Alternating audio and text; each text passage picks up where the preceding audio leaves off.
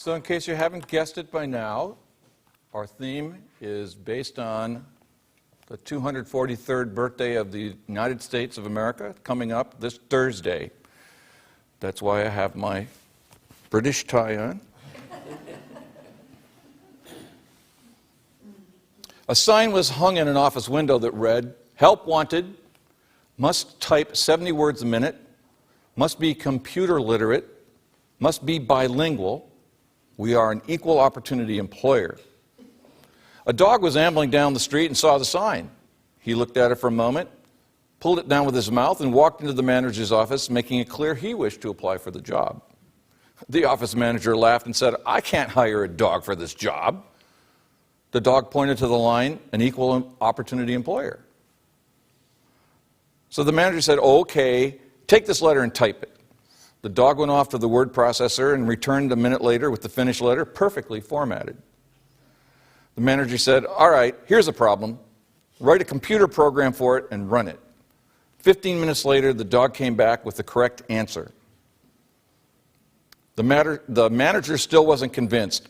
"I still can't hire you for this position. You've got to be bilingual." The dog looked up to the manager and said, "Meow."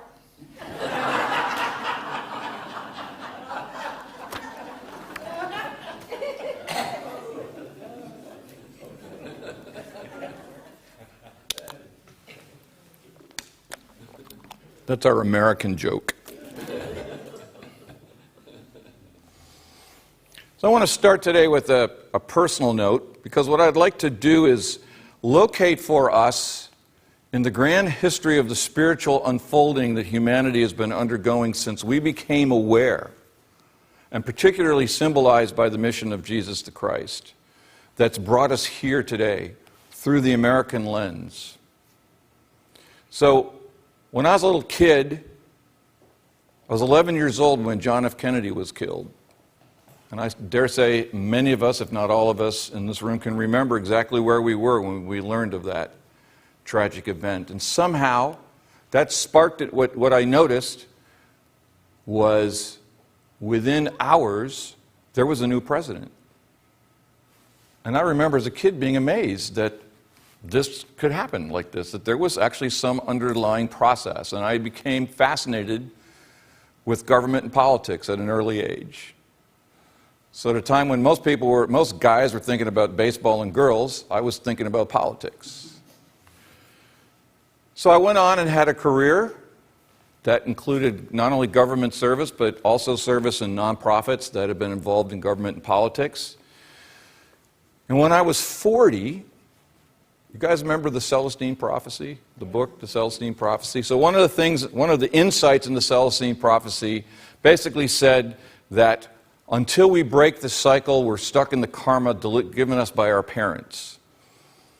So it inspired me to think about mission, life purpose. What's life purpose?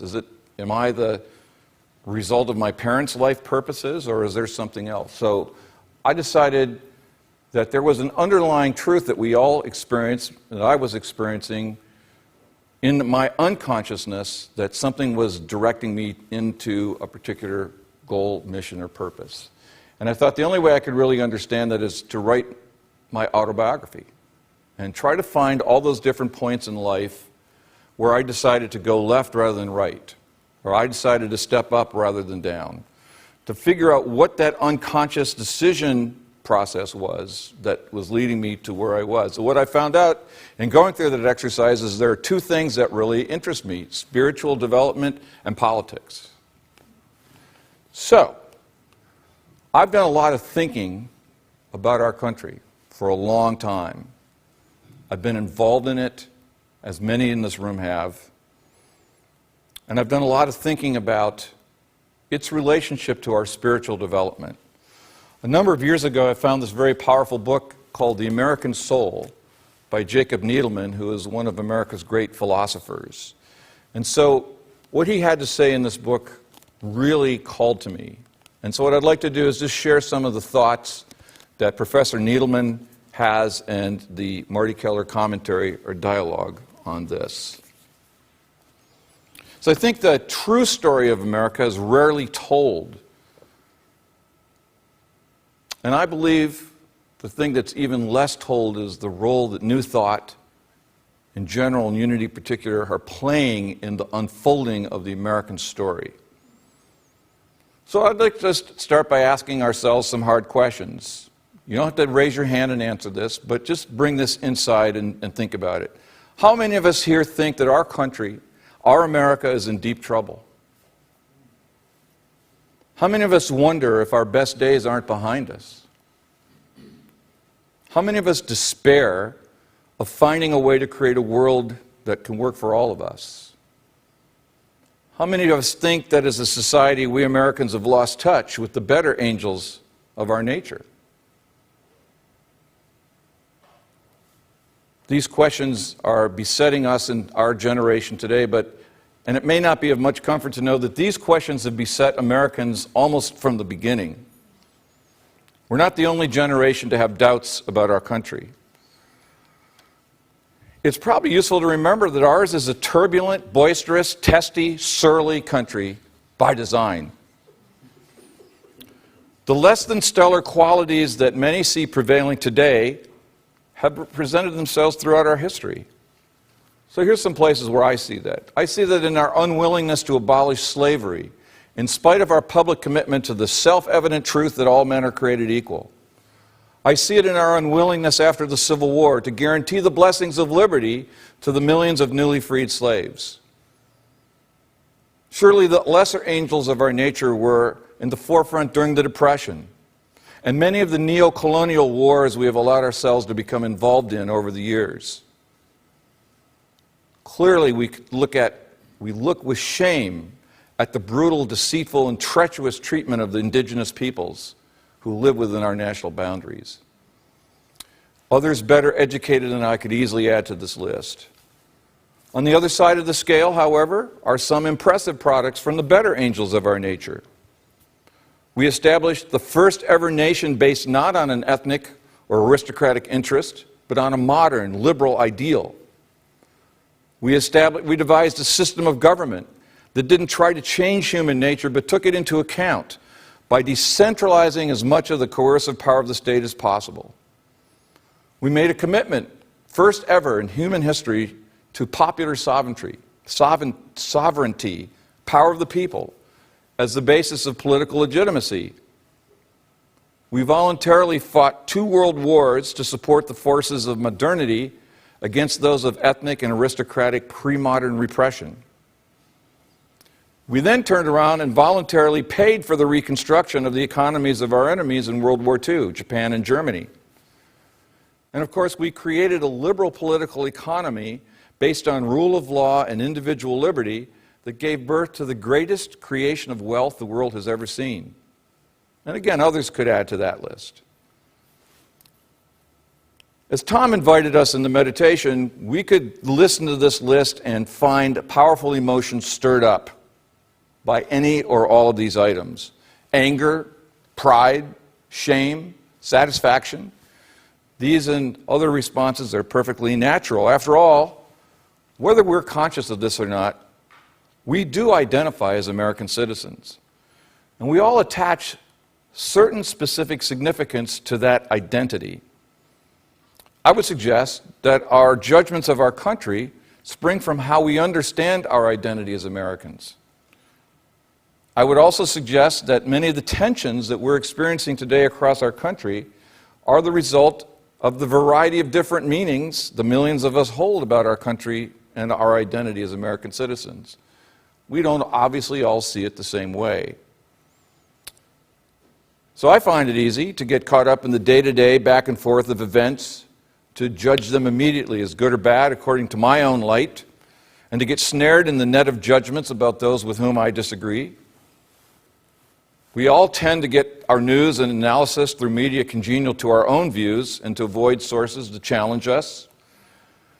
There is a certain pleasure, after all, natural to all humans, in feeling superior to others, or on the other hand, in feeling victimized by people or circumstances beyond our control. But this only serves to remind me that America was created and is maintained by mere mortals. And we mortals display as a nation all the contradictions we each experience as individuals. But it's living and dealing with these contradictions that are one of the reasons we humans seek spiritual understanding. We seek to understand where these are coming from and how we may live with them more peacefully, more powerfully. So as we prepare to celebrate, as I said, the 243rd birthday of this country this Thursday, let's consider America in the context of the development of human self-awareness and spirituality, rather than politics or economics or even culture. It's difficult for us moderns, accustomed to decades of relative peace and prosperity, to appreciate just how radical the founding of this country was in its time. We Americans are notoriously careless in our appreciation of history, so most of us are completely unaware of the role that the Revolution and the establishment of our particular constitutional order have played in the greater human revolution that began thousands of years earlier. So, to locate this, let's remind ourselves of the two central elements of the underlying myth about human existence that we have in our Western culture. The first element of our myth is that we disobeyed God by eating the fruit of the tree of the knowledge of good and evil, and were kicked out of the garden. And the second element of our myth is that God redeemed us from the results of that original sin and restored us to harmony with Him by becoming one of us, dying and resurrecting. That's the great Western myth that gives birth to all the ways we humans have struggled to build our societies together. As we know, the mission of Jesus the Christ was to teach us to experience and act upon our identity as God's children. And He summarized this teaching in the two great commandments. The version from Matthew, love the Lord your God with all your heart, with all your soul, and with all your mind. This, Jesus said, is the first and greatest commandment. And the second is like it. Love your neighbor as yourself. All the law and prophets hang on these two commandments. So that's where Western civilization has proceeded from, that core statement of the second element of our Western myth. That God became one of us to redeem us from the original sin that we committed when we said no to God. So in history, as this message gained followers and practitioners over the subsequent centuries, people worked diligently to internalize and to act upon this call to love. And again, it's difficult for us moderns to appreciate the utterly subversive nature of this call. Remember, 2,000 years ago, almost all of us dwelled in tribal consciousness, meaning that our identity wasn't like it as it is today, as autonomous individuals making our own way through the world, but rather as members of a particular tribe. And the tribe was protected by the gods, and so our job was to make sure that we tribe members did whatever it took to keep the favor of the gods. If we lost the favor of the gods, we could be wiped out by other tribes. And we see this in the contrast between the two testaments of the Bible.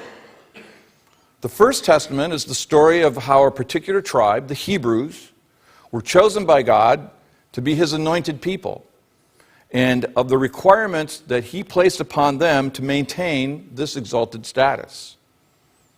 But in the Second Testament, Jesus overturns this tribal imperative and extends God's favor to everybody. Your relationship now, Jesus taught us, depends solely on your individual choice. Under this new dispensation, it doesn't matter what choices others in your family, your clan, or your tribe make. It's between you and God alone.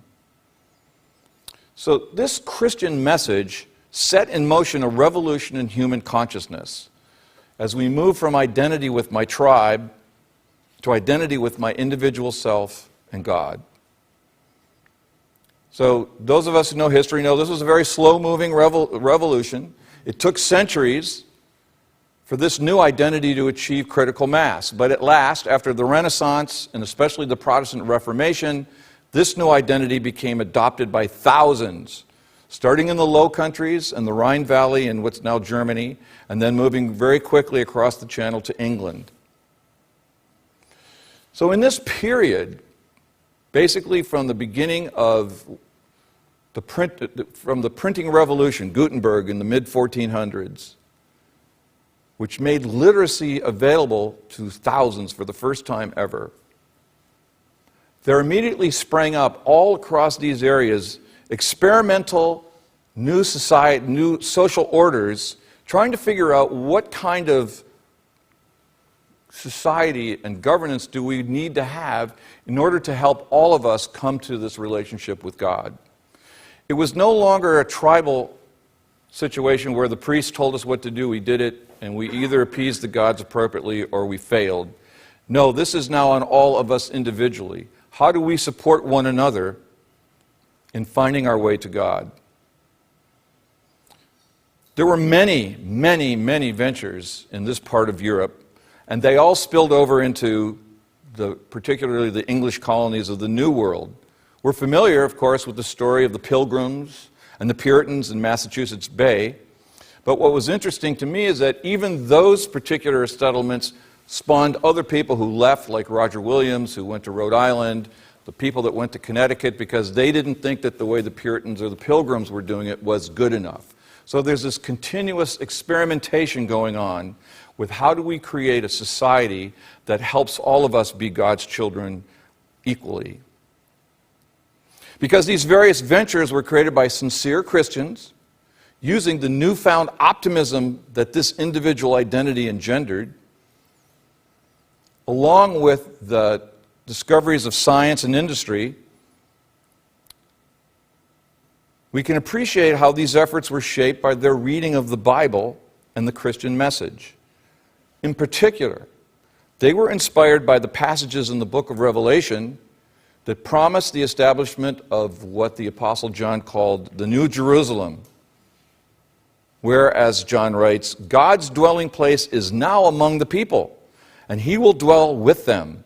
They will be his people, and God himself will be with them and their God. And this occurs because the people banded together and voluntarily chose to be citizens of this New Jerusalem. These powerful religious impulses also fueled what is generally called the Age of Enlightenment in Europe. That's a period that generally is dated from when Newton published his famous book on modern mathematics in 1687 to the next century till the French Revolution in 1789. A time of great scientific, intellectual, philosophical ferment.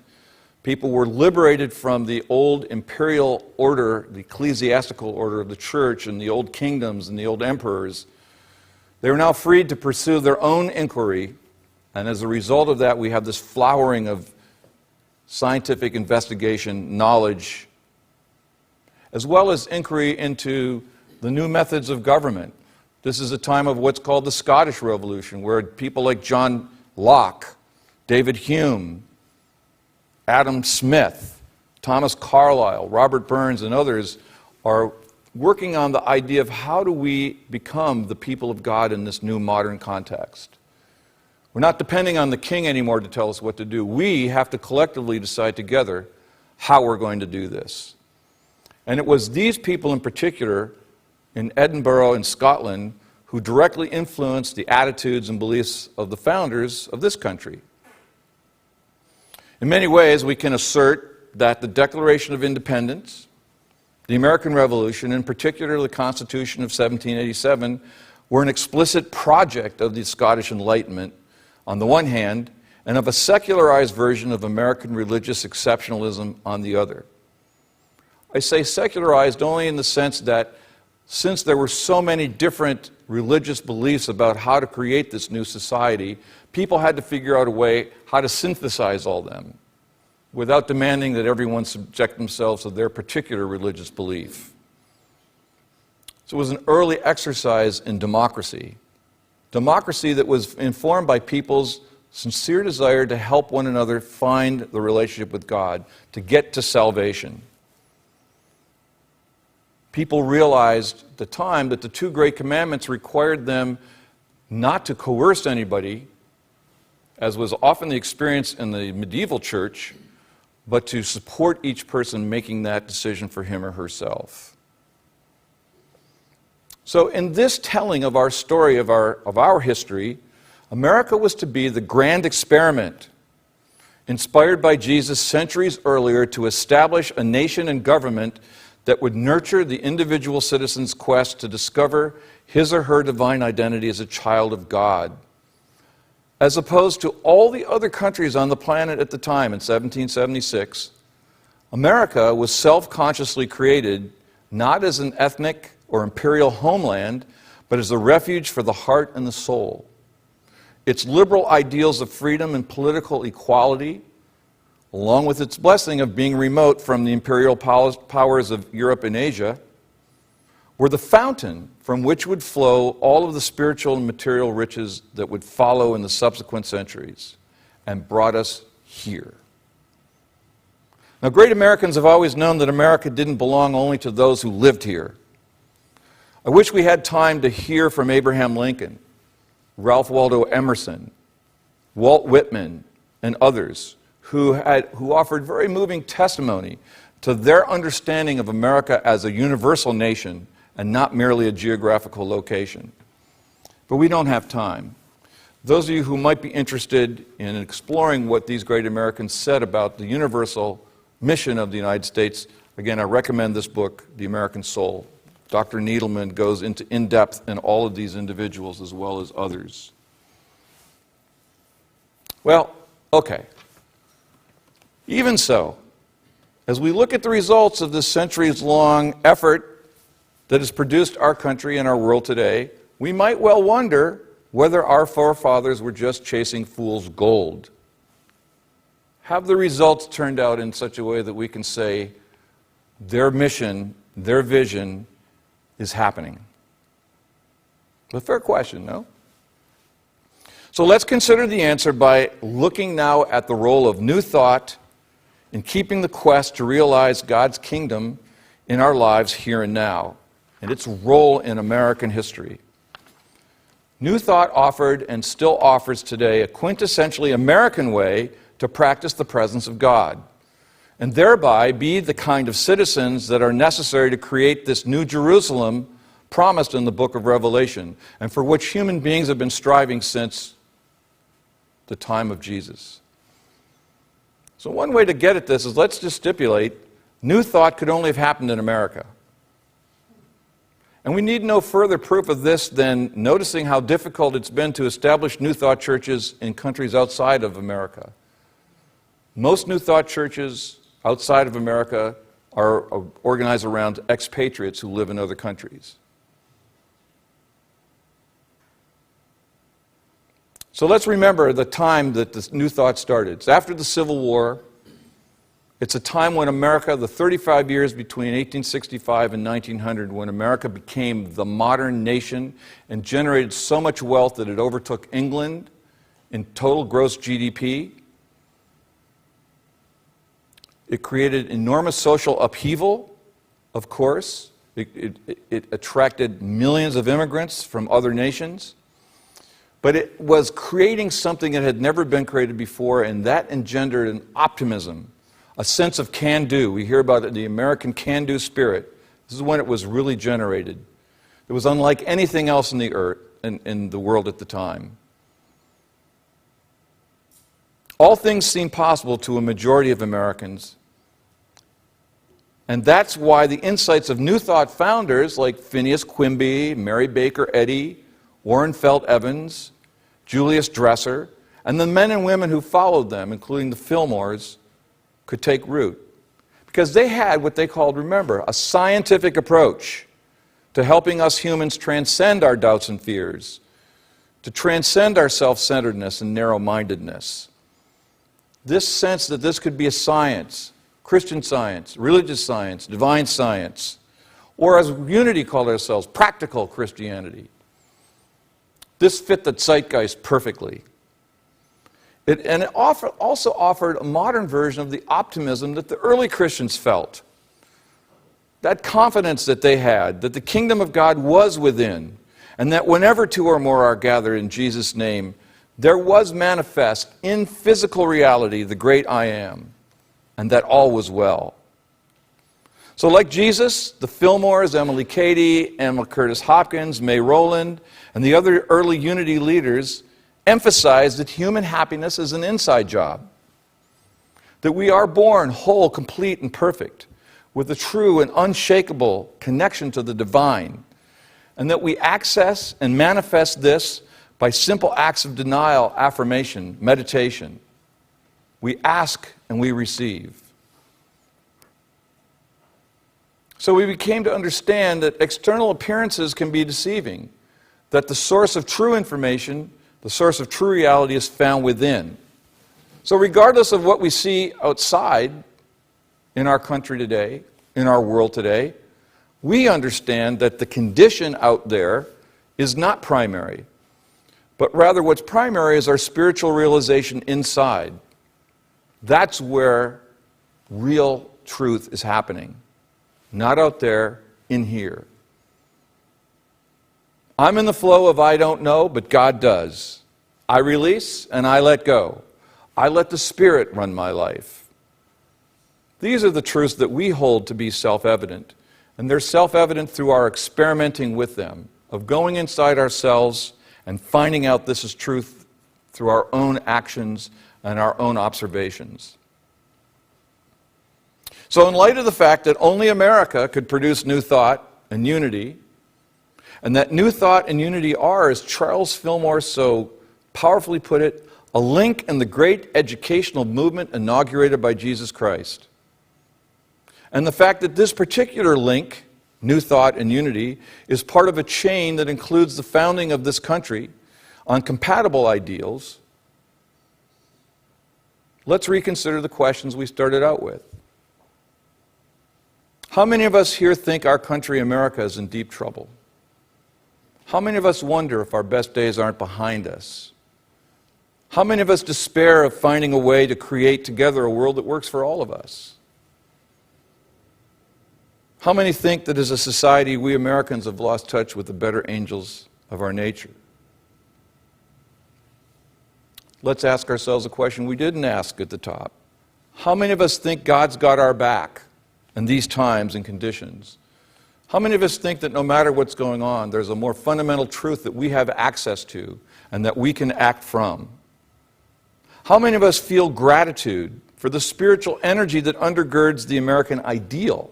Not necessarily the reality, but the ideal that has made it possible for us to be here together this morning, to support each other, to live the lives that we are designed to live.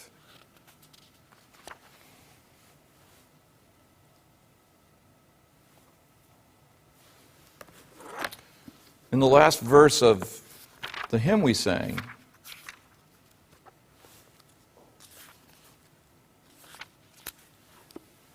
our Father's God to thee, author of liberty. God is the author of liberty, not humans. To thee we sing, long may our land be bright with freedom's holy light. Protect us by thy might, great God our King. What our founders knew and what we know is that devoid of our connection to the divine, we will be lost. Conditions outside of us will seem to be the only reality. We will feel helpless, incapable, stuck in a tide of history that seems to be flowing away from us. But with our commitment to the divine light within, with our commitment to the guidance of God, with our willingness to let go and let God be in charge, these things seem capable of being dealt with. These problems reduce in their capability to frighten us, to scare us. These problems become our work. With God's help, we can do anything. So America, let's consider today America as a home in the heart of all humanity, where dwells the possibility of the New Jerusalem. It's not just a country with geographic boundaries and a particular population of some 325 million specific individuals. Those are just the outward conditions that describe the place. Just as the physical nation is now home to peoples from every other nation on the planet, so too is the spiritual nation the home for everybody who chooses to dwell here. The place in the human heart where lives the burning desire to know God. That's the home to anyone who asks for admittance.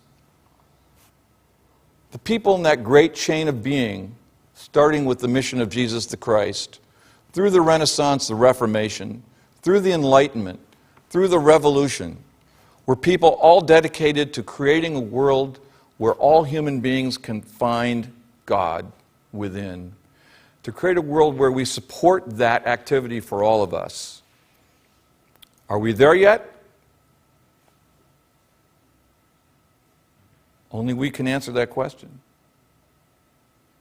For me, it doesn't matter whether we're there yet. What matters is that we're working together just as those early Christians did in the time of Paul and the apostles after Jesus left us, working together to create this new Jerusalem, knowing we cannot do it of our own efforts, knowing that that's fool's gold, but knowing that when we unite ourselves with God, all things are possible.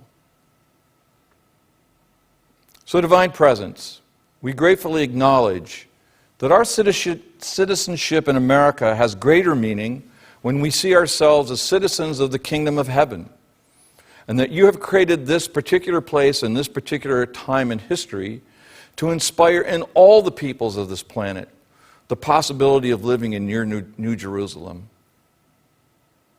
All we need to do is ask. And so, divine presence, we ask you to illuminate your presence inside of us and let us be a guiding light for all those seeking to find you as well. This is the possibility of our country. Amen.